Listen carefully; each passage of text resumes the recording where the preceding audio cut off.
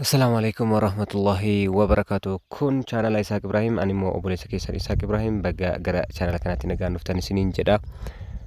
Namoonni yeroo jalqabaaf gara channel kiyyaatti dhuftan yoo jiraattan channel kiyya subscribe gochuun maatiin naaf ta'uu na jajjabeessaa isiniin jedha. Akkasuma barnoota channel YouTube Isaac Ibrahim irraa darbu akka isin ga'uuf bell icon mallattoo bilbilaa sana cuqaasuudhaan all notification kan jedhu yoo kaattan barnoonni asirra darbu yeroo hundaa isin dhaqqabachuudha. Kanaafuu har'allee barnoota barbaachisu akkasiniif qabadee dhiyaadhe. Barnoota irraa keessatti teelee birrii irratti waan barbaachisaa lama isinitti agarsiisuudhaaf jechuudha. Kanaafuu waan kana waan murteessaa waan ta'eef amma kallattumaan gara barnootaatti isin dabarsaa na hordofaa.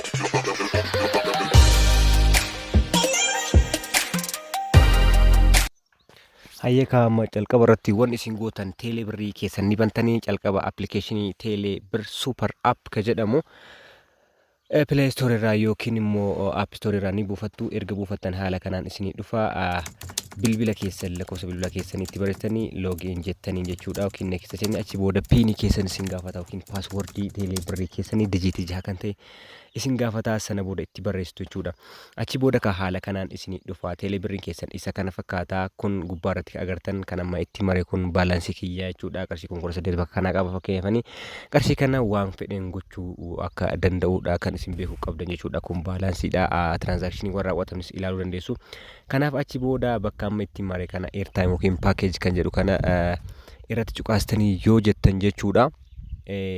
Package special package waan jedhamutu jira. Akkasuma immoo teelee birriirraa yoo guuttattan parsantii 25 bilisaan akka argatan teeleen kan taasisedha jechuudha. Kanaafuu amma bakka buy package jedhu kana yoo dhuftan jechuudha. Waan barbaadan sagalee fi internet asirraan bitachuu dandeettanii achi booda bakka iddoo amma buy package jedhu kana yoo irratti cuqaastan jechaadha. Haala kanaan isinii fida waa lama for self ka jedhuu fi for other ka jedhu isinii fida jechuudha bitaa fi mirgatti. Kun kan calqabaa kun for selfiin ofii keessaniif daqiiqaa yookiin immoo kan internetaa meegaabaayitii bitachuu barbaadan jedha. Kan itti aanu immoo kan internetaa jira. Amma bakka kanatti lakkoofsa nama guutuu fi barbaadanii sana ni galchitu jechuudha. Lakkoofsa sana galchitaniiti akkana gara gadii yoo siqtan jechuudha. As keessa jira special package jedha kunoo bakka amma itti maratti super app special package jedha. Paakejiiwwan gurguddaan kan baay'ee gatiin isaa gadi bu'aa ta'e as keessa argattu jechuudha. Kanaaf iddoo kanatti yoo dhuftan jechuudha haaluma amma agartan kanaan hajji roaming jedha 5G package happy hour package postpaid package special media package paakejiiwwan gosoota adda addaatu jira. Isin birrii xiqqoodhaan as keessaa meegaabaayitii guddaa yookiin daqiiqaa guddaa bitattu. Fakkeenyaaf amma daily Facebook, YouTube plus TikTok plus Instagram of 1.5 GB jedha birrii 15 yookiin qarshii 15 GB 1.5 yookiin meegaabaayitii 1,500 asirraan bitachuu dandeessan jechaadha. Akkasuma daily Facebook, YouTube, TikTok plus Instagram of 4 GB jedha kun 4 GB qarshii 37 tokkoof guyyaa tokkoof bitachuu dandeessu GB 4. Akkasuma immoo itti aanee kan jiru weekly Facebook, YouTube, TikTok plus Instagram 7 GB dha kun GB 7 yookiin immoo meegaabaayitii 7,000 bitachuu dandeessanii kun immoo qarshii 90 jechuudha. Kan jaallee jira manzirii Facebook, YouTube, TikTok, Instagram, Telegram, WhatsApp qarshii 225 giigaabayitii giigaabayitii meeqa 15 yookiin immoo meegaabaayitii 15,000 ka ta'u asii bitattu jechuudha. Kanaaf haala kanaan itti fayyadamaa isiniin jedha. Waan baay'ee tokko teeleen fooyyessee kan fide jechuudha. Kan ammoo kan argachuu dandeessan teelee bir super app kan jedhu aappii sana yoo buufattan qofa jechuudha. Kanaaf namoonni bilbila keessan irraa hin qabne buufachuu dandeessu. Faayidaan isaa kan biraas hedduu waan ta'eef jechuudha. Kanaaf haala kanaan bitattanii itti fayyadamuu dandeessu jechuudha. Akkasuma kaardii qarshii 100 guuttan 125 teelee birrii irraa kan argattan. 100 yoo guuttan 100 ol ta'e birrii 25% isiniif kenna. 100 gadi yoo guuttan immoo parsantii 15 isinii kenna jechuudha. Kanaaf akkasitti fayyadama. Amma gara isa lammataa barnoota isa lammataatitti teelee bir super app kanarraan maal arganna waan jedhu isin dabarsa.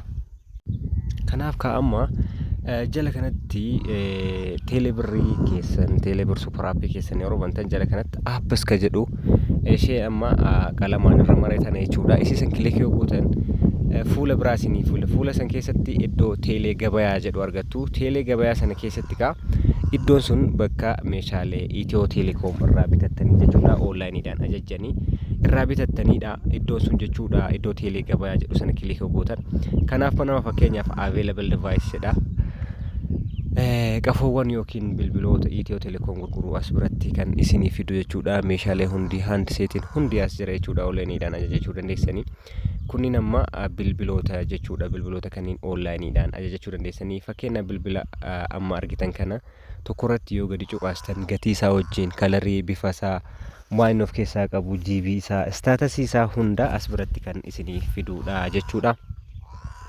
Isin gadi tuqxanii ilaaltanii onlaayinii birrii teelee birrii keessan irraa kafaltanii ajajachuu dandeessanii. Samsungin jira, Oppoon jira, Redmiin jira. Bilbiloonni isin barbaadan akka fedha keessaniitti iddoo teelee gabayaa product list jedhu kanatti isinii dhufa jechuudha. Fakkeenyaaf amma Oppo A30K jedhu kun GB 64 amma bakka agartan kanatti jechuudha qarshii 11,720 qarshii Itoophiyaa.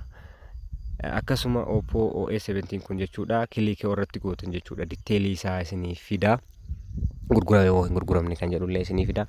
Achi keessatti waan of keessaa qabu hunda jechuudha isinii fida. Isin keessa seentaniiti ajajachuudha dandeessanii jechuudha. Kunniin lamaan waan ani har'a teelee birrii irraa isin barsiisuu barbaade keessaa isaan baay'ee murteessaadha. Inni dura paakeejii bitachuudha. Inni lammataa immoo teelee birrii irraa jechuudha. Meeshaalee Itiyoo Telekoom piroodaktiiwwan isaanii kallattii ittiin bitattan kan isinitti agarsiisu waan hedduu isin fayyadudha jechuudha. Barnoonni har'aa isa kana fakkaata.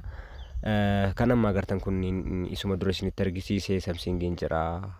Fakkeenyaaf kun bilbila Samsungiidha. Kalarii isaa, gatii isaa, GB isaa maal diteelii isaa waliin isiniif ibsa.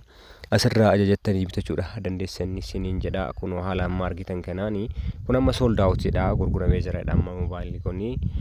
Yoon gurguramin immoo addatu kaartii kan jiru kanatti kilikii gootan ajajattanii yeroo sana kafaltii isiniin jedha jechuudha. Kanaaf waan isiniin gallee jiraate nagaafadhaa isiniin jedha. Barnoota irraa isiniif qabadhe dhiyaate kana fakkaata. Horaa bulaa deemnaa guddaa isin jaalladha. Bye bye.